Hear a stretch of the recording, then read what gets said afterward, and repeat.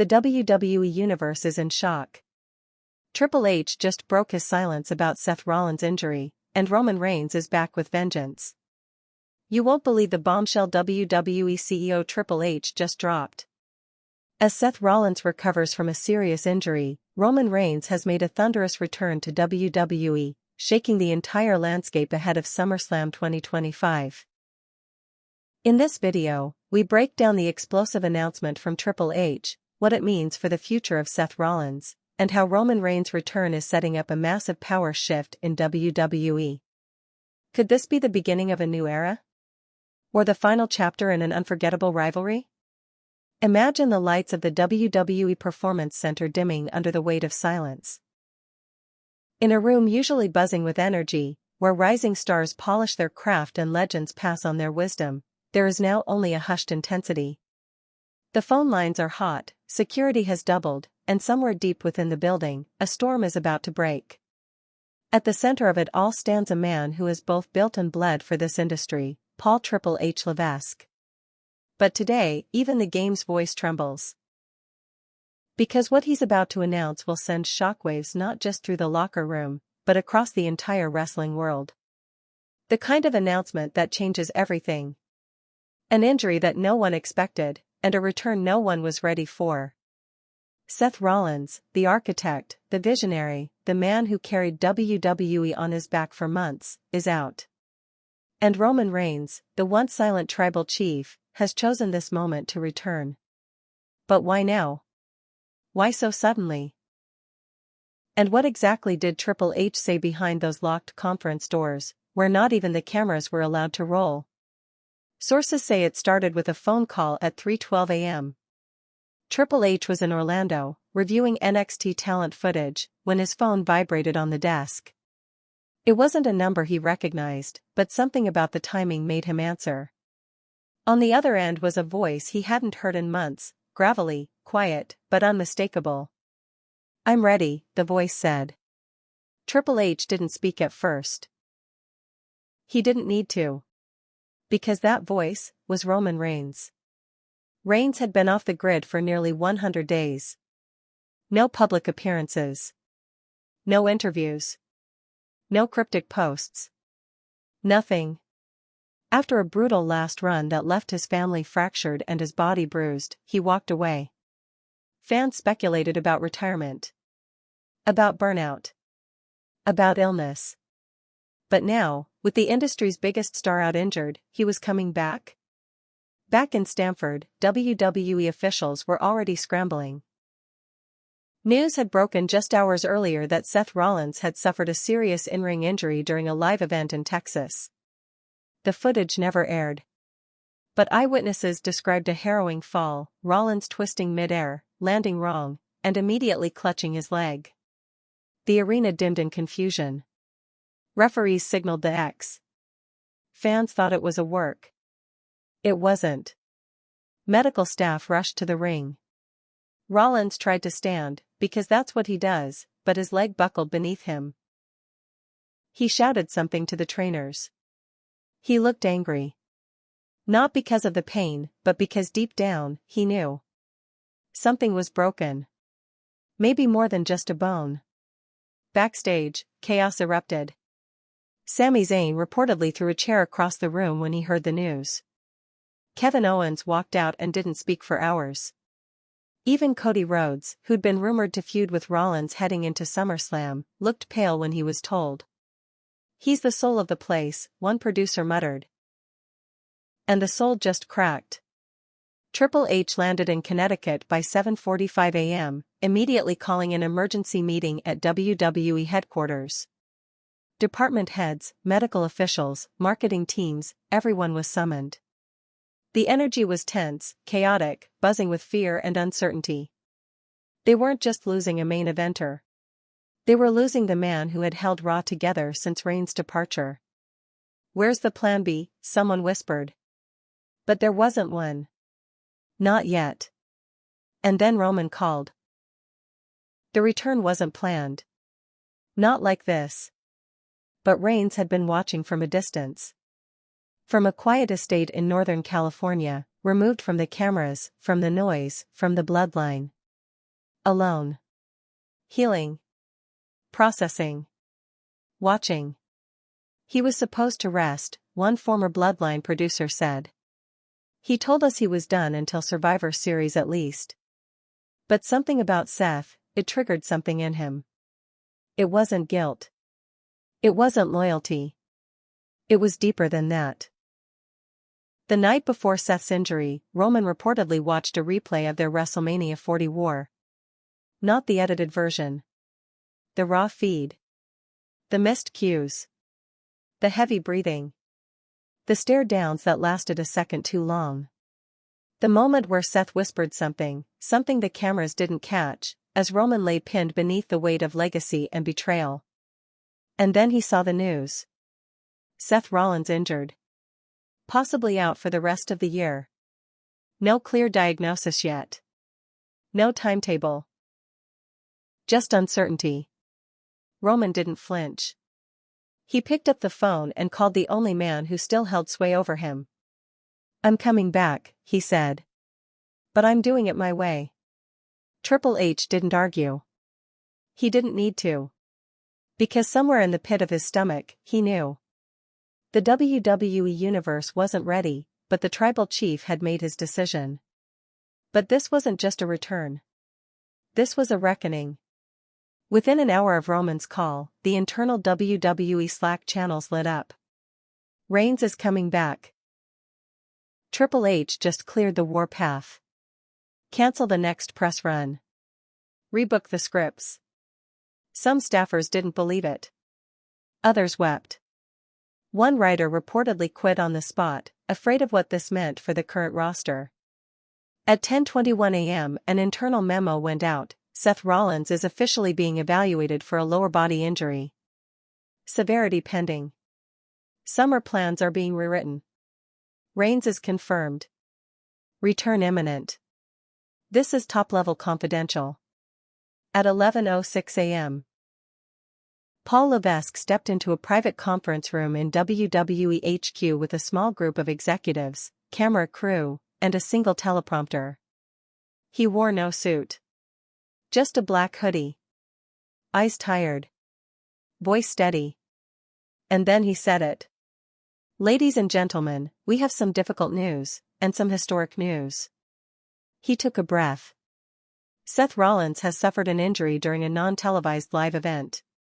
He's being evaluated by medical staff and we are giving him the time and care he needs to recover fully. There's no one like Seth. He's a fighter.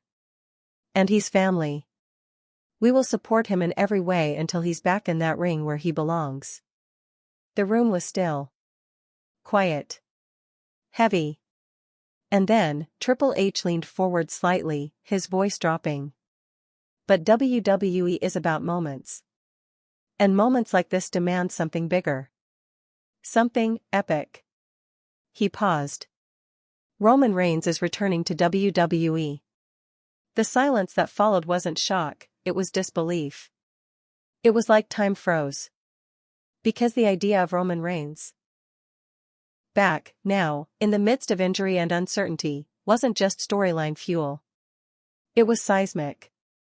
It was spiritual. He's been silent for 100 days, Triple H continued. But he hasn't been gone. He's been watching. Listening. And now, he's ready to finish what he started. He didn't say when. He didn't say how. He didn't need to. Because in that moment, every fan, every superstar, every hater and loyalist alike, knew. Something massive was coming. Not a feud. Not a promo. A war. And Roman Reigns wasn't coming back to save anyone. He was coming to burn it all down. The buzz from Triple H's announcement hadn't even finished echoing through the walls of WWE headquarters when the first ripple of panic hit the locker room. It wasn't just the return of Roman Reigns. It was how it was announced, abrupt, unscripted, and spoken with a gravity that felt more like a warning than a celebration. In the Raw dressing room, the tension was so thick it felt like a prelude to war. Damian Priest sat on a bench, staring at his boots in silence. Rhea Ripley paced. Sami Zayn leaned against a locker, arms folded, jaw clenched. Nobody knew what this meant. Would Roman walk back in as the tribal chief? As a lone wolf? As something entirely new? Would he seek revenge on Seth's behalf, or finish what he started months ago? And perhaps the most unsettling question, who did he blame? The roster was in chaos. Because when Roman returns, titles shift. Main events reshuffle. Friendships collapse. Careers change. Back in California, under the orange and blue streaks of a fading sun, a small private jet touched down at an undisclosed airstrip near San Jose. There was no welcoming committee. No camera crew. Just 2 SUVs and a man in a black hoodie who stepped off the plane with his hood pulled low. Roman Reigns. Gone was the tailored suit. Gone was the golden lei. This Roman looked raw. Leaner. Angrier. His beard slightly unkempt, his eyes bloodshot from the flight. But his stare cut through the dusk like a blade. He didn't say a word. His driver opened the door, and Roman slid into the back seat, pulling the door shut behind him. The vehicle pulled away in silence. Back in Stamford, Paul Heyman was nowhere to be found. When reporters asked WWE PR for a statement, they got none. When backstage interviewers asked stars for comment, they were met with one-word answers. Fear doesn't often spread in WWE. But this wasn't fear of a man. It was fear of what he represented. Because Roman Reigns is not just a performer. He's a hierarchy. A legacy. A fracture line running straight through the very foundation of WWE. And now he was returning, without a leash. But behind the scenes, something else was happening. According to internal sources, the decision to bring Roman back wasn't entirely spontaneous. There had been quiet talks, hushed messages passed through intermediaries. Cody Rhodes had even hinted during a press scrum weeks earlier, "Roman's still out there. I wouldn't be surprised if he showed up when you least expect it." But what no one expected was why he returned. It wasn't for glory. Or gold. It was because Seth Rollins went down. Their rivalry wasn't just about championships, it was personal. Decades of scars. Betrayals. Chair shots. Shield echoes. They hated each other, and still, Roman knew, Seth was the last man who could truly rival him. His fall was not just an injury. It was the beginning of something more terrifying. A void.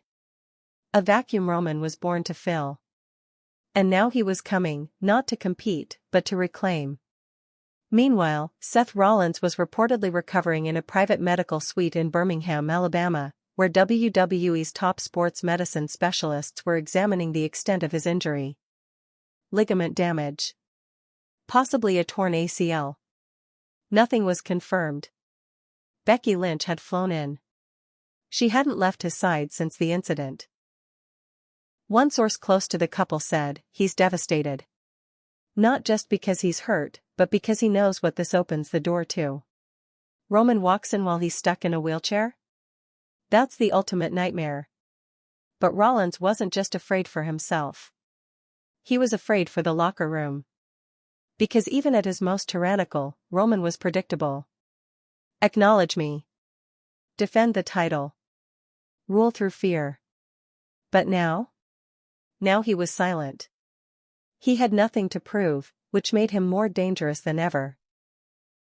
By the time the Raw production team received the updated script for the next week's show, most of it was blacked out. Redacted. The only thing written in bold at the top of the final page, the crew looked at each other. One whispered, "He's going off the leash." And sure enough, 3 days later, in the main event slot of WWE Raw, the arena lights cut to black. The crowd screamed. Not because they were told to, but because they felt it. A single image appeared on the giant screen. Roman Reigns, standing in a dark hallway, hoodie pulled back, eyes locked onto the camera like he was staring through every single soul watching at home. The camera zoomed in slowly. Then Roman spoke. "You thought I disappeared?" "No. His voice was low, almost cold. I was waiting. Watching. Because I knew this house would fall without me. I knew this kingdom would crumble the second the architect slipped. The crowd buzzed. Murmurs echoed in the arena. Roman stepped forward. You broke your body trying to fill my shoes, Seth. And now you're lying in a bed. Broken. Hollow. And all I did was wait. He paused. And then he smiled. But now. I build it back. My way.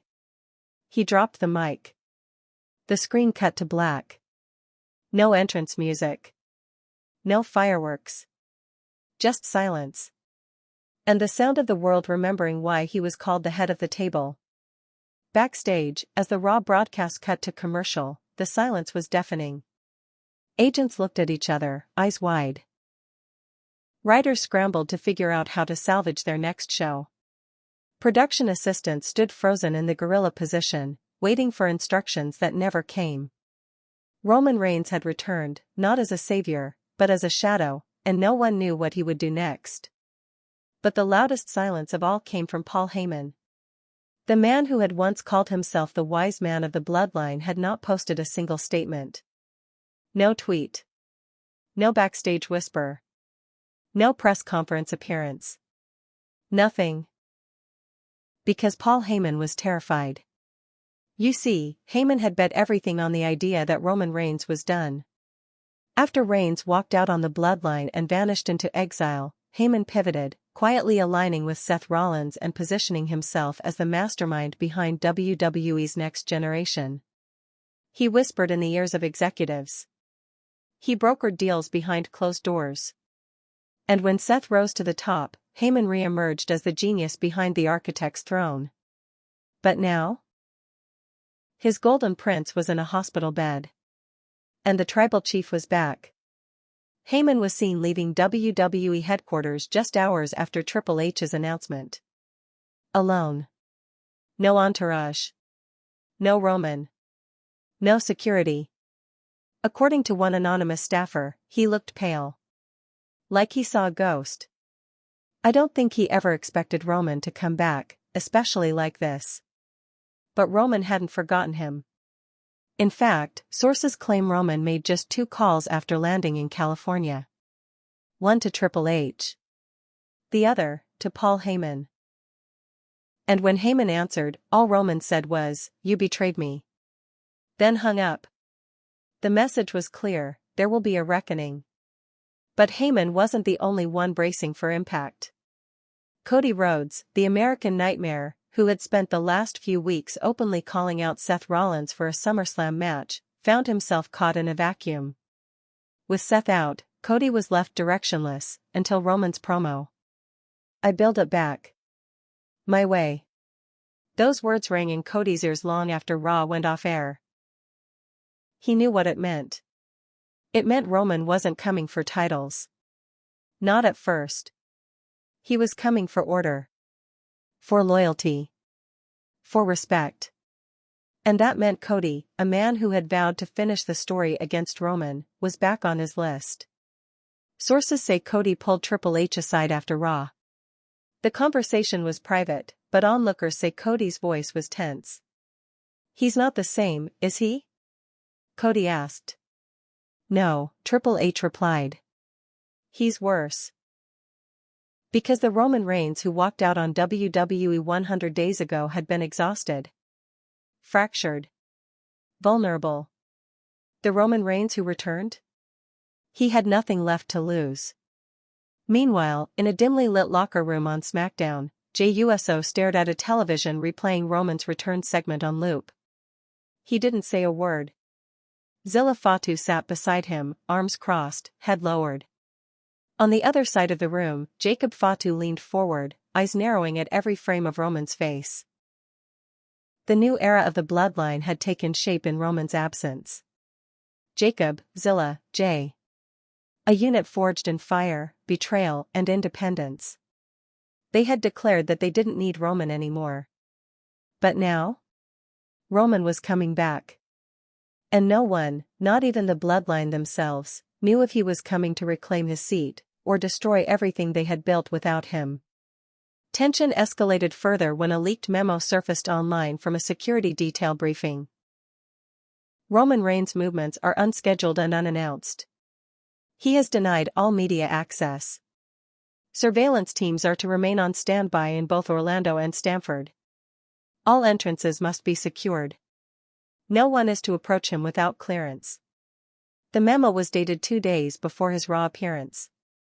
Which meant Triple H had known all along. He didn't just react to Roman's return. He orchestrated it. And that's when the real question began to take shape backstage: is Triple H using Roman Reigns to reset WWE? Seth Rollins out.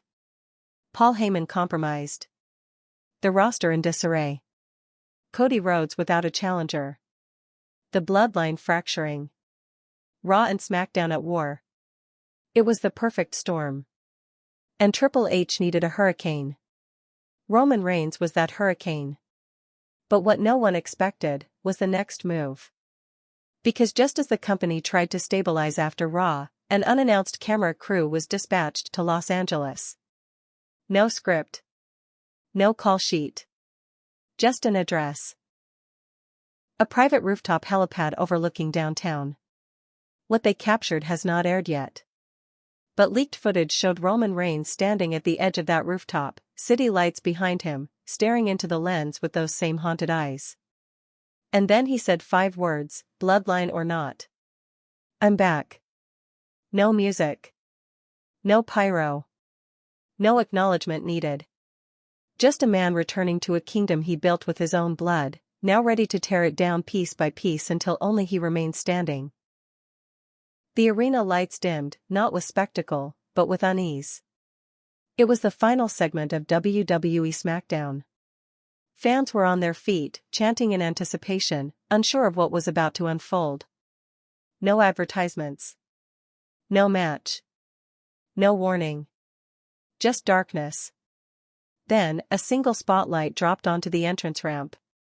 And from the silence emerged a sound that sent shivers down every spine in attendance, the primal beat of Roman Reigns' theme. Slowed. Distorted. Ominous. The crowd erupted. Not in the usual frenzy of cheers or boos, but in gasps. Screams. Shock. Because the man who stepped through the curtain wasn't dressed in the Bloodline's armor. No Red Lay. No Usos flanking him. No Paul Heyman. Roman Reigns walked alone. Black hoodie. Black boots. Hair tied back. No pyro. No smoke. Just presence. He moved slowly, each step like a death toll echoing through the arena. And then the camera cut. Inside the ring stood Jey Uso, Jacob Fatu, and Zilla Fatu. The new bloodline. The defiant bloodline. No longer following orders from the tribal chief, because they had become warriors of their own war. Roman stepped up to the steel steps and paused, eyes locked with Jey's across the ring. They didn't blink. Commentary was silent. Even Michael Cole, known for narrating the heartbeat of WWE, couldn't find words. Because no one had seen these 4 men in the same frame since everything collapsed. Roman entered the ring. No microphone. No theatrics. He just walked up to Jey Uso, and stared into his soul. The crowd held its breath. Jey didn't back down. Neither did Jacob. Neither did Zilla. It was 4 corners of tension. 4 storms colliding under one roof. And then Roman took 1 step forward, and extended his hand to Jey. The crowd roared. Jey's jaw tightened. His lips trembled, not with fear, but with emotion. With memory. Roman whispered something. The cameras couldn't catch it. But Jey's head tilted slightly. Jacob and Zilla tensed, ready to step in. But Jey shook his head. And backed away. The crowd lost its mind. Roman's hand fell to his side. A flicker of something passed through his eyes: anger? Hurt? Acceptance? And then Jacob Fatu stepped forward. The Samoan werewolf. The wild card of the family. The man who had spent months making it clear that he needed no one. And he did the unthinkable. He got in Roman's face. Forehead to forehead. The camera zoomed in. No words. Just primal fury. Generation versus generation. Legacy versus instinct. And then Jacob smirked. He stepped back. And with one brutal motion, spit at Roman's boots. The arena gasped. Roman didn't flinch. He just looked down at the spit, then up at Jacob, and laughed. But it wasn't humor. It was prophecy. He turned his back, on Jacob, on Jay, on the entire bloodline, and walked out of the ring without throwing a single punch. Because this wasn't his battlefield. Not yet. Backstage, Triple H was watching. His eyes narrow. His fingers steepled.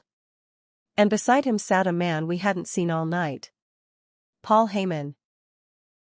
The screen zoomed in on Heyman's trembling hands. Triple H looked at him, voice low. You built a dynasty, then lost control of it. Heyman didn't respond. And then Triple H stood, adjusting his jacket. Now I rebuild it. My way. He handed Heyman a file. The label on the cover read, Bloodline vs. Bloodline, Survivor Series, War Games proposal. Heyman's eyes widened. You're going to make them fight? Triple H's smile was cold. No, they're going to destroy each other. I'm just giving them the ring. The next morning, WWE headquarters was no longer just buzzing, it was burning. The events of SmackDown had gone viral. Roman Reigns had returned. Jacob Fatu had spit at his feet. Jey Uso had walked away from a hand that once defined his career. And now, Triple H was quietly planting the seeds of a battle that could unravel everything the Anoa'i dynasty had built for generations. Inside a private executive boardroom, the atmosphere was clinical but combustible. Triple H stood at the head of a long glass table. No corporate jargon. No pleasantries. Just the man holding the fate of WWE in the palm of his hand. This is happening, he said, eyes scanning the stunned faces of executives, creative leads, and security coordinators. War Games. Survivor Series. Bloodline versus Bloodline. A hush fell over the room. One executive dared to ask, isn't this too far? I mean, if Roman and Jacob go at each other, Triple H cut him off. They already are at each other. We're just giving it a ring and a cage. Meanwhile, back in Florida, cameras followed Roman Reigns silently entering the WWE Performance Center, not for a promo, not for a press shoot, but for a closed-door meeting. One security officer was heard saying, he requested the ring be cleared. No talent. No trainers. Just him. He stayed inside the ring for nearly 90 minutes. Alone. No mic. No crowd. Shadowboxing. Preparing. And in the shadows of that empty arena, Paul Heyman watched from the balcony. He didn't speak. He didn't move. But he watched, haunted, regretful, calculating. Later that day, WWE released an official teaser trailer. No audio. Just stark visuals, a close-up of Roman Reigns' blood-stained glove. Jacob Fatu running ropes, eyes wild, face lit by flickering red lights. Jey Uso sitting in a dark room, clutching a photo of him and Roman in their Shield-era gear. Zilla Fatu standing over Solo Sikoa's downed body in a dimly lit gym. A clipboard labeled Survivor Series, War Games stamped with Triple H's executive seal. At the end of the teaser, one line flashed across the screen, one family. One cage. No forgiveness. Internally, WWE's production team was briefed on the chaos to come. Survivor Series 2025 would not feature champions defending belts. It would not feature tag team battles or celebrity cameos. It would feature one match. War Games. 2 rings. one steel structure. And 6 men bound by blood, betrayal, and legacy. Team Roman was still being finalized. Team Bloodline, however, was already drawing battle lines: Jacob Fatu, JUSO, Zilla Fatu. Plus one mystery member, because somewhere in the noise, whispers began surfacing of an unconfirmed 4th participant. A former WWE star. Someone long exiled. Someone the Bloodline had disowned. Sami Zayn. Sources close to creative hinted that Sami, who had distanced himself from WWE programming in recent months, was quietly approached with a proposition. A chance to finish what he started when he betrayed Roman Reigns over a year ago. A chance to walk back into the lion's den with nothing but revenge. At the same time, Roman was recruiting too. Not from within WWE, but from his own exile. Reports suggested he had reached out to Solo Sikoa, not to recruit him, but to confront him. Because Roman hadn't forgotten what Solo did. He hadn't forgotten how his own blood watched silently when Jacob declared war on him. But before Survivor Series, Roman wanted closure. And that meant one more segment, one final ultimatum. On the next episode of SmackDown, WWE advertised a single appearance: Roman Reigns demands an audience with Triple H Live. The segment was saved for the final 5 minutes of the show. The lights cut out. The arena fell silent. Triple H stood in the ring, wearing no tie, no microphone, just his game face. The Titantron lit up. Roman's music didn't play. There was no fanfare. No theatrics. Just Roman walking to the ring with that slow, deliberate pace. The weight of a dynasty behind him. When he entered, the crowd erupted. Roman stared at Triple H. Then took the mic. His voice was low. Controlled. Like a match seconds from being lit. You want a war? Fine. He looked around the arena. You put my family in a cage. You let them fight each other like animals. You want Roman Reigns to bleed for you one more time? He stepped closer. I'll give you your war, Hunter. But when it's over, when I finish this, when I take all of them out, Jacob, J. Zilla, whoever you send, I'm coming for you next. The crowd screamed. Triple H didn't back down. He took a slow step forward and replied, simply, then you better win. And the screen cut to black. Survivor Series had become more than a show. It was now a civil war. A power struggle. A reckoning. And Roman Reigns wasn't fighting for a belt, or for acknowledgement. He was fighting for the last word.